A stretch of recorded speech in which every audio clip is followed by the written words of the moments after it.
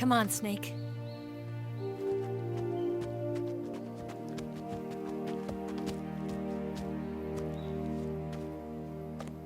We made it. We made it. Over there.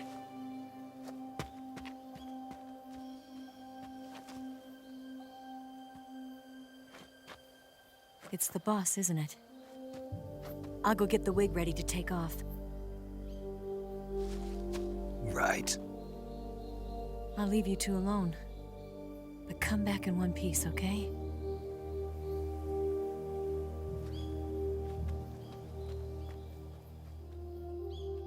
Promise me!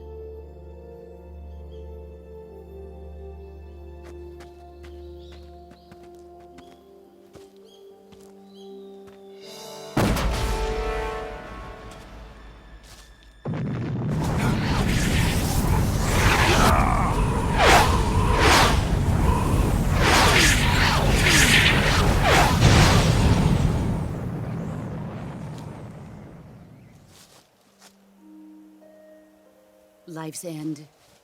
Isn't it beautiful? It's almost tragic. When life ends, it gives off a final lingering aroma. Light is but a farewell gift from the darkness to those on their way to die. I've been waiting, Snake, for a long time. Waiting for your birth, your growth, and the finality of today. Boss. Why are you doing this? Why? To make the world one again. The world used to be whole. But with the end of the Second World War, the philosophers began to fight amongst themselves, and the world was torn apart. The Cobras, my comrades who trained and fought alongside me, were torn apart as well. The foibles of politics and the march of time can turn friends into enemies just as easily as the wind changes. Ridiculous, isn't it? Yesterday's ally becomes today's opposition. And this Cold War? Think back. When I was leading the Cobras, America and Russia were fighting together. Now, consider whether America and Russia will still be enemies in the 21st century. Somehow I doubt it. Enemies change along with the times, the flow of the ages, and we soldiers are forced to play along. I didn't raise you and shape you into the man you are today just so we could face each other in battle. A soldier's skills aren't meant to be used to hurt friends. So then what is an enemy? Is there such a thing as an absolute timeless enemy? There is no such thing, and never has been. And the reason is that our enemies are human beings like us. They can only be our enemies in relative terms. The world must be made whole again. The philosophers must be reunited. I will devote my skills to that purpose. And with the Colonel's money, I will achieve that end. Just as I once created the Cobras. They are my family. I may no longer be able to bear children, but I still have a family. It was November 1st, 1951. I was in the Nevada desert participating in atomic testing. The name Nevada is derived from Spanish, covered in snow, white as snow. And snow is exactly what I saw in that Nevada desert. It froze my blood white. Snake, you were an atomic test subject, weren't you? On Bikini Atoll. That's part of the reason I was drawn to you. You and I are alike. We're both slowly being eaten away by the karma of others. We'll never have the chance to die peacefully of old age. We have no tomorrow. But we can still have hope for the future. In 1960, I saw a vision of the ideal future from space. 3 years earlier, the Soviet Union had succeeded in launching Sputnik, the first man-made satellite in history, into orbit. This came as a huge shock to the United States. In response, America threw everything it had into its own manned spaceflight project, the Mercury program. Even as the Soviets seemed poised to send their first man into space, America was still experimenting with chimpanzees and rockets. The government wanted human data. So they secretly decided to send a human being into space. I was the one they chose. At the time, they didn't have the technology to block out cosmic rays, and whoever they sent up would inevitably be exposed to heavy radiation. That's why they chose me. After all, I'd already been irradiated once. Of course, you won't find any of this in the history books.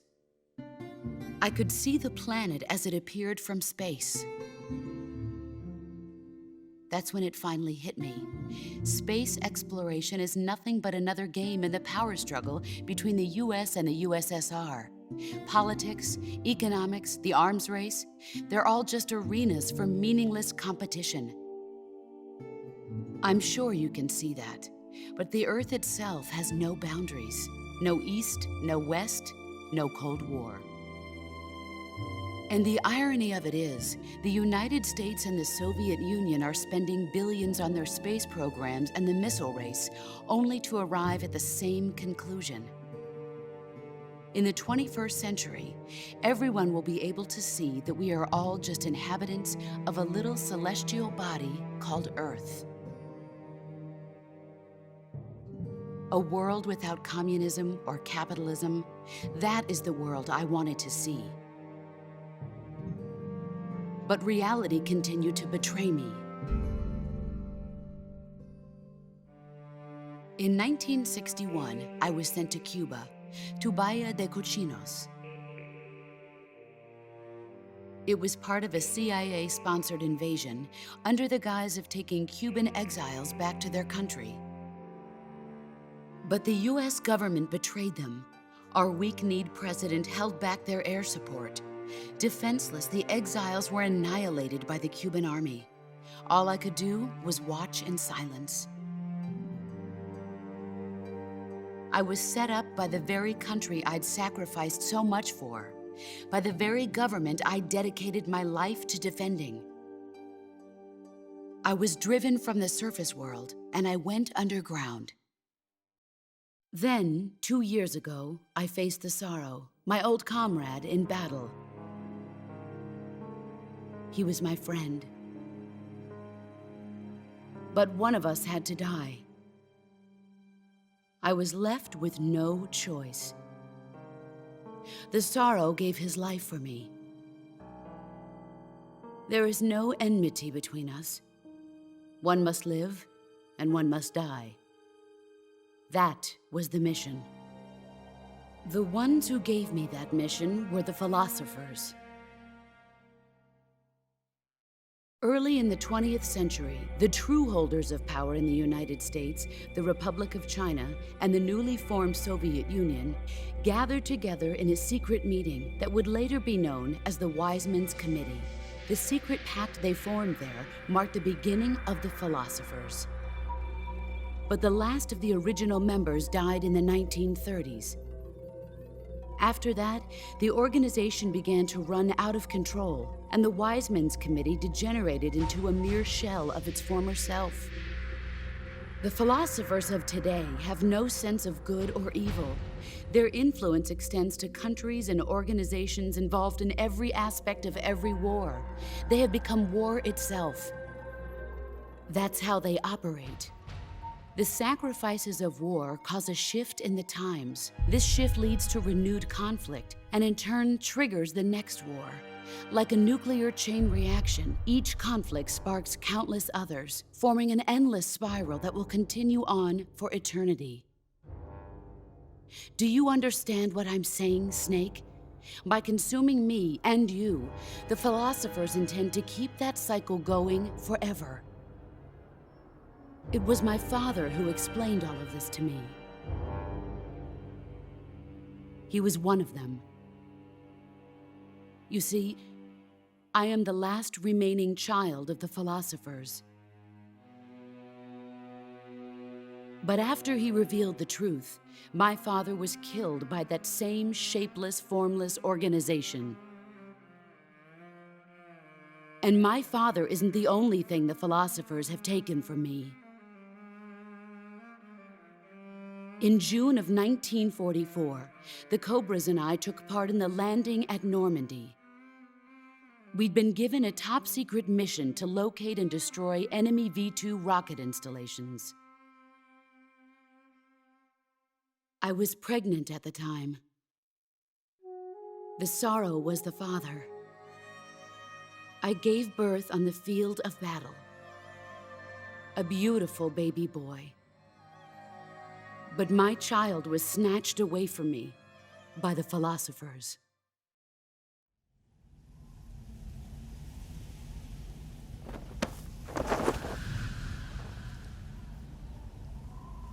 Look at this scar.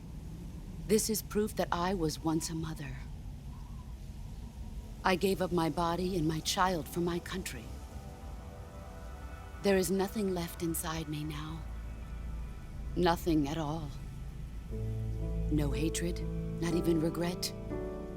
And yet sometimes at night, I can still feel the pain creeping up inside me, slithering through my body like a snake.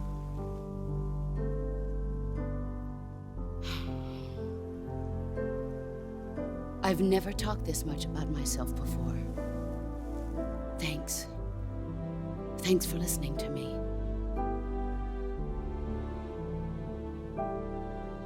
I feel content.